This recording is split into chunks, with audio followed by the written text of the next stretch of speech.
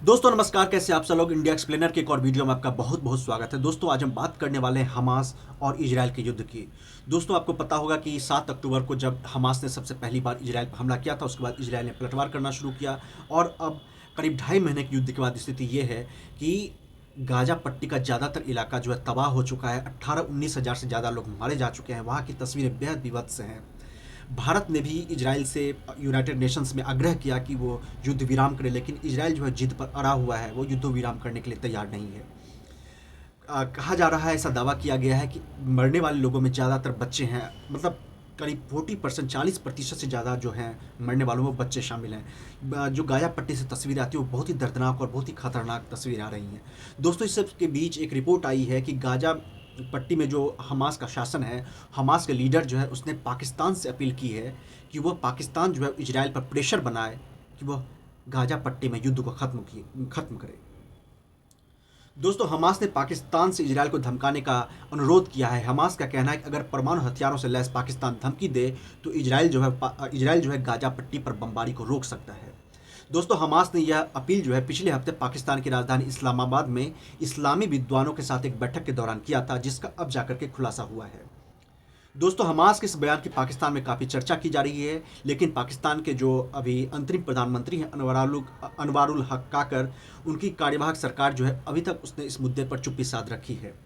पाकिस्तान ने गाजा पर हमले की अभी तक सिर्फ निंदा की है। हालांकि पाकिस्तान में मांग उठ रही है, लोग पाकिस्तान की जनता मतलब कह रही है कि पाकिस्तान की सेना को गाजा पट्टी में जाना चाहिए और इजराइल के खिलाफ युद्ध लड़ना चाहिए, लेकिन पाकिस्तान की सरकार जो है फिलहाल उसने मामले पर चुप्पी साध रखी है। दोस्तों अभी तक पाकिस्तान ने ऐसा कोई भी कदम नहीं उठाया है जिससे आक्रामक माना जा सके। लिहाजा जो हमास की जो अपील है वो पता नहीं कितना तक कारगर होने वाली है, इस बात पर भी सबकी नज़र बनी रहेगी। हमास ने कहा है कि पाकिस्तान एक जो है वो एटमी पावर है और अगर पाकिस्तान धमकी देता है इजराइल को तो फिर इजराइल जो है वो बमबारी को रोक सकता है। दोस्तों इसके अलावा जो खुलासा हुआ है कि पाकिस्तान हमास का सरगना, हमास का मुखिया जो है वो पाकिस्तान पहुंचा हुआ था। Middle east Asia media research institute MEMRI के मुताबिक जो एक रिपोर्ट है उसमें आया है कि अल-अक्सा मस्जिद की पवित्रता और इस्लामी उम्मा की जिम्मेदारी शीर्षक नाम से एक सम्मेलन हुआ था। इसने इस्लामिक धार्मिक संगठनों का नेटवर्क जो है वो पाकिस्तानी उम्मा यूनिटी असेंबली ने आयोजित किया था। इस सम्मेलन को हमास के शीर्ष नेता इस्माइल हानिया ने भी संबोधित किया। उसने परमाणु सशस्त्र पाकिस्तान से इजराइल हमास युद्ध में काफ़ी ज़्यादा भूमिका निभाने का आग्रह किया था। यानी उसने कहा था कि पाकिस्तान को इजराइल हमास युद्ध के बीच में आना चाहिए।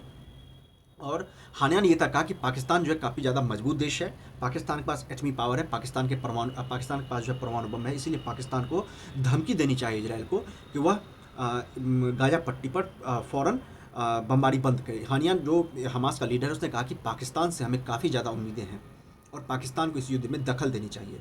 उसने मुस्लिम जो तुष्टिकरण की राजनीति है वो भी खेलने की कोशिश की और उसने इस्लामिक भाईचारे की अपील की और कहा कि इस्लाम के नाम पर पाकिस्तान को हमारा साथ देना चाहिए।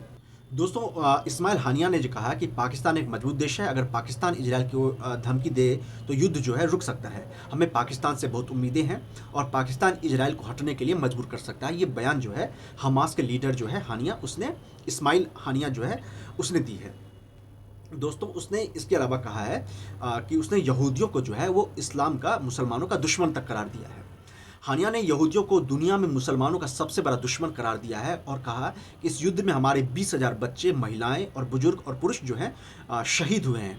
इस समय हम इजराइल के सबसे आधुनिक हथियारों को नष्ट कर रहे हैं। हमें उम्मीद है कि हम सफल होंगे। मतलब उसने आधा से ज़्यादा 80% से ज़्यादा जो गाजा है वो बर्बाद हो चुका है और फिर भी हानिया ने कहा है कि हमें उम्मीद है कि हम इस लड़ाई को जीत लेंगे। इस सम्मेलन में हमास का जो नेता था नाजी जुहैर, वो भी शामिल हुआ था, जो हाल के हफ्तों में पाकिस्तान में ही मौजूद था, ऐसी रिपोर्ट्स आई थी। सम्मेलन में उपस्थित लोगों ने हमास लड़ाकों को रक्षात्मक जिहाद छेड़ने वाली राजनीतिक ताकत के रूप में मान्यता दी है। जबकि आपको पता है कि अमेरिका जो है, इजराइल जो है, ये सब जो है हमास को एक आतंकवादी संगठन मानता है, लेकिन जो पाकिस्तान जो है वो एक हमास को कहता है कि ये एक आतंकवादी संगठन नहीं है बल्कि एक राजनीतिक संगठन जो है मानता है। हमास, आपको पता है कि हमास अल कसम नाम से एक सैन्य जो गुट भी है जो कि इजराइल के साथ गाजा पट्टी में लड़ाई लड़ रहा है। हालांकि उम्मीद यही है कि जब तक ये लड़ाई खत्म होगा गाजा की पूरी तरह से सूरत बदल जाएगी, तस्वीर बदल जाएगी, गाजा पूरी तरह से बर्बाद हो जाएगा। सबसे मुझे जो दर्द होता है वो बेगुनाह बच्चों जो मारे जा रहे हैं उसको लेकर के मुझे ख़राब लगता है कि छोटे छोटे बच्चों का जो तस्वीरें आ रही हैं वो बहुत ही विभत्स हैं, जो अस्पताल में बच्चे रहते हैं, मतलब काफ़ी ज़्यादा खतरनाक और काफ़ी क्रूर तस्वीरें आ रही हैं दोस्तों। लेकिन फिर भी ये करीब 2.5 महीने से युद्ध चल ही रहा है। दोस्तों, जो इस सम्मेलन में हमास के दक्षिणी इजराइल पर किए गए हमले के ठीक बाद हुआ था, ये पाकिस्तान में ये सम्मेलन करवाया गया था। जो 7 अक्टूबर को आपको पता ही होगा कि जो हमास ने पहली बार इजराइल पर अटैक किया था, उसमें करीब 1200 इजरायली मारे गए थे और इजराइल का कहना है कि इसमें करीब 240 जो इजरायली नागरिकों को हमास के जो लड़ाके थे वो बंधक बना करके ले गए थे। हालांकि उसमें से करीब 125 जो इजरायली बंधक थे पिछले दिनों जो युद्ध विराम हुआ था उसमें छोड़े भी गए थे, और ऐसी चर्चा है कि फिर से युद्ध विराम की बातें चल रही हैं और हो सकता है फिर से युद्ध विराम हो जाए। अब देखना होगा कि इसमें कितने लोग छोड़े जाते हैं, लेकिन तत्काल तौर पर जो है वो जो गाजा पट्टी है उसकी तस्वीरें काफ़ी ज़्यादा खतरनाक है, काफ़ी ज़्यादा विभत्स है। दोस्तों, हम भारत सरकार की जो स्टैंड है, हमारा भी स्टैंड वही है। हम चाहते हैं कि युद्ध खत्म हो, जो बेगुनाह जो लोग मारे जा रहे हैं उनका जो कत्लेआम है वो बंद हो, और जो तस्वीरें आ रही हैं वो एक जो भारत सरकार का स्टैंड है, टू नेशन थ्योरी, जो भारत सरकार ने जिसका समर्थन भी किया है, उसको माने, युद्ध विराम हो और एक ऐसे नतीजे पर पहुंचा जाए जहां पर कि भविष्य में भी कभी युद्ध ना हो। ऐसा नहीं हो कि अभी ये युद्ध खत्म हो फिर जाकर के 6 महीने या सालों या 2 साल के बाद जाकर के फिर से युद्ध शुरू हो, फिर सैकड़ों हज़ारों की तादाद में बेगुनाह लोग मारे जाएं। ये कभी भी मानवता के लिए सही नहीं है। दोस्तों, हमारा ये वीडियो आपको कैसा लगा? अपनी राय जरूर दीजिए। हमारे चैनल को लाइक करिए, सब्सक्राइब करिए। धन्यवाद, नमस्कार, जय हिंद।